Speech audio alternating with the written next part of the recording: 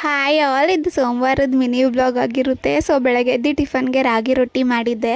ಅಜ್ಜಿ ಊರಿಂದ ಬಂದಿದ್ದರು, ಹಂಗೆ ಸ್ವಲ್ಪ ಸೀಗೆ ಎಲೆ ತೊಗೊಬಂದಿದ್ರು ತಲೆಗೆ ಸಿರಮ್ ಮಾಡೋಣ ಅಂತ. ನೆಕ್ಸ್ಟು ಹಂಗೆ ಇಶಾನ್ದು ಬರ್ಡೇ ಇತ್ತು ಅಂದ್ಬಿಟ್ಟು ಅಲ್ಲಿ ಸೆಲೆಬ್ರೇಟ್ ಮಾಡೋಕ್ಕೆ ಹೋಗಿದ್ವಿ.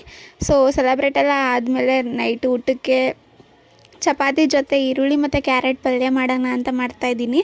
ಸೊ ಒಂದು ಕಡಾಯಿಗೆ ಸ್ವಲ್ಪ ಎಣ್ಣೆ ಹಾಕ್ಕೊಂಡು ಸ್ವಲ್ಪ ಸಾಸಿವೆ ಹಾಕ್ಕೊಂಡು ಹಾಗೆ ಸ್ವಲ್ಪ ಕಡಲೆಬೇಳೆ ಹಾಕಿ ಹಾಗೆ ಒಂದಷ್ಟು ಕರಿಬೇವು ಸೊಪ್ಪು ಕೂಡ ಹಾಕ್ಕೊಂಡು ನೆಕ್ಸ್ಟ್ ಕಟ್ ಮಾಡಿ ಇಟ್ಕೊಂಡಿದ್ವಲ್ಲ ಈರುಳ್ಳಿ ಅದನ್ನು ಕೂಡ ಹಾಕ್ಕೊಂಡು ಚೆನ್ನಾಗಿ ಫ್ರೈ ಮಾಡಿಕೊಂಡೆ.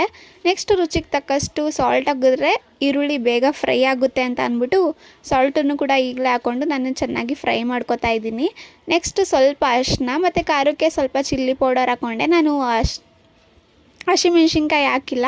ಸೊ ನೆಕ್ಸ್ಟ್ ಗರಂ ಮಸಾಲ ಹಾಕಿ ಚೆನ್ನಾಗಿ ಫ್ರೈ ಮಾಡಿದ್ಮೇಲೆ ಕ್ಯಾರೆಟು ಕೂಡ ಹಾಕ್ಕೊಂಡು ಅದು ಹಸಿ ವಾಸನೆ ಹೋಗೋವರೆಗೂ ಫ್ರೈ ಮಾಡಿಕೊಂಡ್ರೆ ಪಲ್ಯ ರೆಡಿಯಾಗಿ